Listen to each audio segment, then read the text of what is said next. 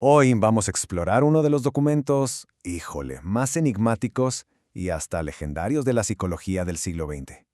Hablamos, claro, del secreto libro rojo de Carl Jung.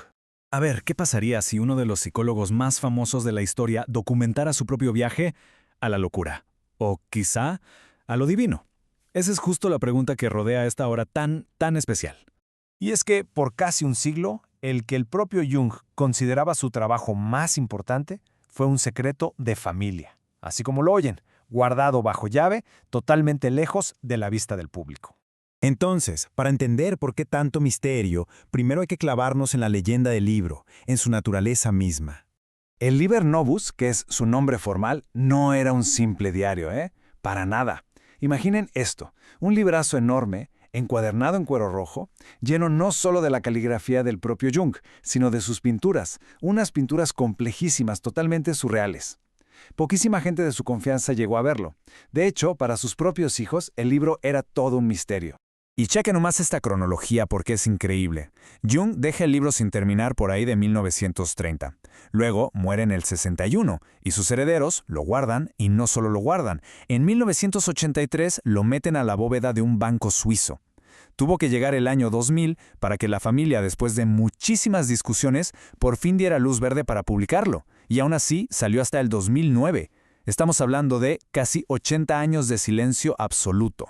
Y esto, claro, nos lleva a la pregunta del millón. ¿Por qué? ¿Por qué Carl Jung y su familia esconderían lo que él mismo describió como la materia prima, el origen de todo el trabajo de su vida? Bueno, la respuesta está en cómo fue creado. Esto no era un texto académico, para nada. Era el resultado de una autoconfrontación, una confrontación profunda y, hay que decirlo, peligrosa. Un experimento que él mismo bautizó como su confrontación con el inconsciente. Todo arranca en 1913. Es un momento clave en la vida de Jung, porque acababa de romper profesional y personalmente con su maestro, con Sigmund Freud. Y se sintió, perdido, desorientado, como si estuviera parado sobre nada, sin tierra firme bajo los pies.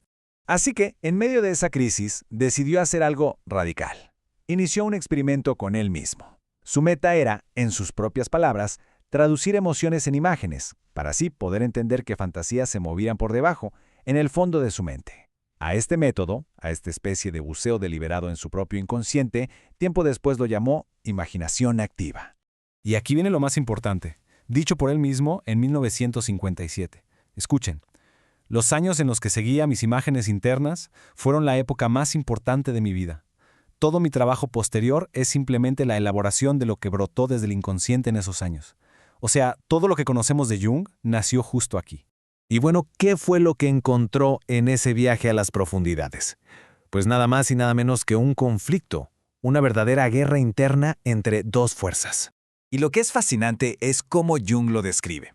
Él habla de dos espíritus. Por un lado está el espíritu de este tiempo. Este es el que busca lo útil, lo que tiene valor, la ciencia, la razón, el espíritu de nuestro mundo moderno. Pero por otro lado está el espíritu de la profundidad. Este es eterno, es inexplicable, y lo que busca es juntar el sentido con el contrasentido. Jung sentía que este espíritu de la profundidad lo empujaba, casi lo obligaba a servirle a lo inexplicable y lo contrario al sentido. Y uno se pregunta, ¿para qué? Pues para encontrar un significado más alto, algo que él llamó un suprasentido. Ojo, no se trataba de tirar la razón a la basura, sino de integrarla con su opuesto para llegar a un nivel de comprensión totalmente nuevo. Y que quede claro, este viaje no fue una cosa abstracta, una reflexión filosófica y ya. No, fue una serie de encuentros, de diálogos, con todo un elenco de personajes que salieron, literalmente, de su alma.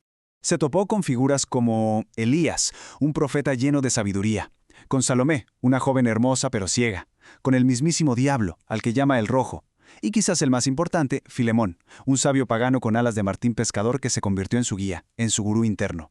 Era, en serio, todo un coro de voces que brotaba de su interior. Y aquí está la clave de todo. Para Jung, estos no eran simples sueños o fantasías. Él los trató como si fueran entidades psíquicas reales, como voces con vida propia que salían de su alma. Se sentaba a platicar con ellas, a discutir, a aprender de ellas como si fueran personas de carne y hueso. Esto nos da una idea de la intensidad de esa confrontación, ¿no? Entonces, al final, ¿cuál es el significado de este libro tan extraño y a la vez tan poderoso? Bueno, la respuesta, como era de esperarse, es igual de compleja que el libro mismo.